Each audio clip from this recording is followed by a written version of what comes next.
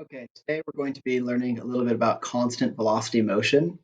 And the definition, what we're going to go with for constant velocity motion, is a reminder that since velocity is a vector quantity, it has to have both constant magnitude, which means the speed always stays the same, but also the constant direction. And it's really the direction that's going to be easier to forget about than the magnitude. So I have some examples of motion diagrams of different objects, and let's look at them and figure out which of them, and this is fairly trivial, but which of these has constant velocity and which ones don't. So looking at this first one, we have velocity 1 is 3 units long going straight to the right. Velocity 2 is 3 units long going straight to the right. So the magnitude stayed the same because it was always 3 units straight to the right, and the direction, or 3 units, and the direction always stayed the same because it was always to the right. So we know that this one here, it passed both the magnitude check and the direction check, and it has an acceleration of 0. And so if something has constant velocity, that means it can't be accelerating because accelerating is a change in velocity. So the first one passed because it had constant magnitude, constant direction. Our next one here, okay, the lengths of these vectors. Each one of them is going up 2 and over 3. So the magnitude of these vectors is the square root of 14. And it's always the square root of 14. They all have the exact same magnitude. So we are checking that off. This vehicle or person or bunny rabbit, whatever, is always going the exact same speed according to this motion diagram. But if we look at the direction, quite obviously it's not going the same direction. It's going up to the right, down to the right, up to the right, down to the right, up to the right. So it's changing all the time.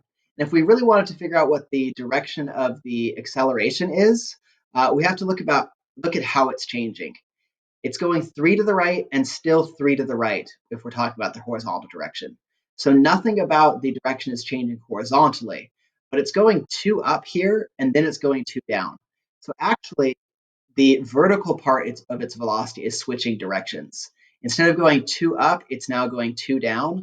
So this would actually be an acceleration downwards of 4 units because it has to get rid of all the positive velocity and give it negative velocity.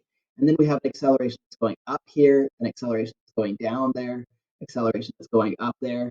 We already know that it's failing the direction test. And we can see that since it has to have an acceleration to pull off this kind of motion, it's definitely not constant velocity motion. Our last one, again, like I said, this one I think is the easiest to notice. It's going 1 unit velocity, 2 units velocity, 3, 4, 5. Obviously, this one's speeding up, so it has an acceleration in this direction because we have to add one unit of acceleration per unit of time in order to get it to this speed that it's going at. So that's constant velocity motion uh, on a motion diagram scale. But let's talk about it from some other representations. So imagine that you have a train, and the train passes the train station going 100 meters per second. A pretty easy thing to imagine. Okay, it's just blowing past us, and the train's always going 100 meters per second. So now it's gone past us. Think about it. How far has it traveled after 1 second?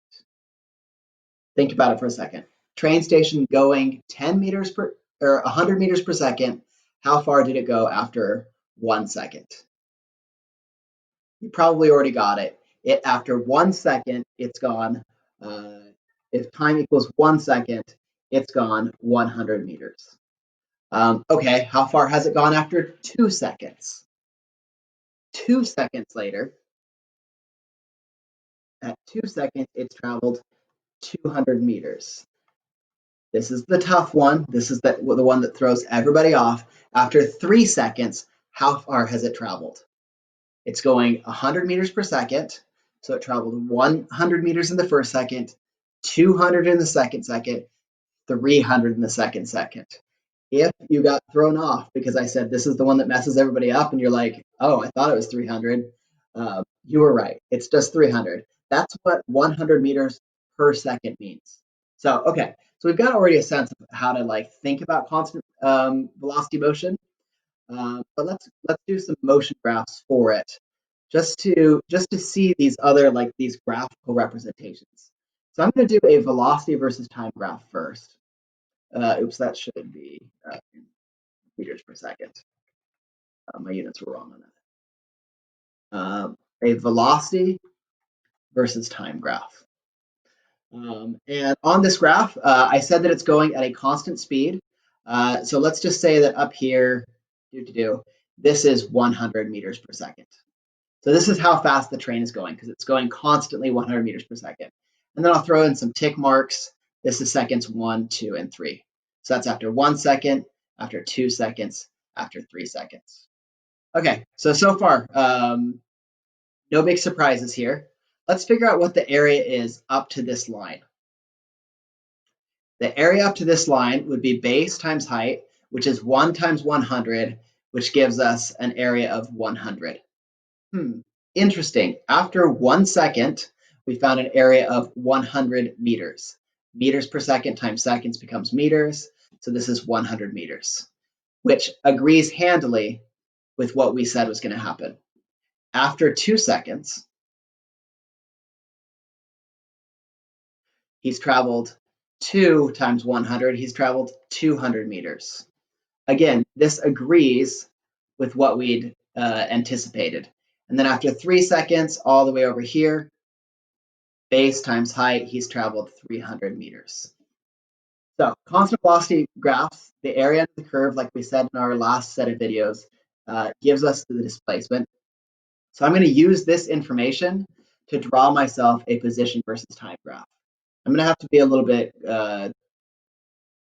convenient with my axes. I can't use the same axis system I used there. I'm just going to call this 100 here, call this 200, call this 300, and this axis is the position in meters. This axis is the time in seconds, and I'll keep the same every 2 ticks will be a new second. So based on what we said from this graph, the displacement here is after 1 second, he'd be going 100 meters. After 2 seconds, he'd be going 200 meters. After 3 seconds, he'd be going 300 meters, or he'd have traveled 300 meters. And so we can see a nice line that's happening here. And we already said that the slope of a position versus time graph, that is the rise. So that's the change in position over the run, the change in time. And that means it is the slope, or the slope is the velocity. So on this graph, we can figure out what the velocity is. And we have a constant slope, which we should, because we said it was a constant velocity. And the slope here is 100. It's rising up 100 for every one it goes over, which agrees with that graph. And then this graph here also agrees with our position graph, where the displacements here represented the points on the position versus time graph. So one more thing to add before this video ends. Let's look at this that you should have gotten from last night's homework. An equation that looks like this. The position is equal to, looking here, the velocity, that's this information here, times the time, that's this information here. So this is a formula that we can trust.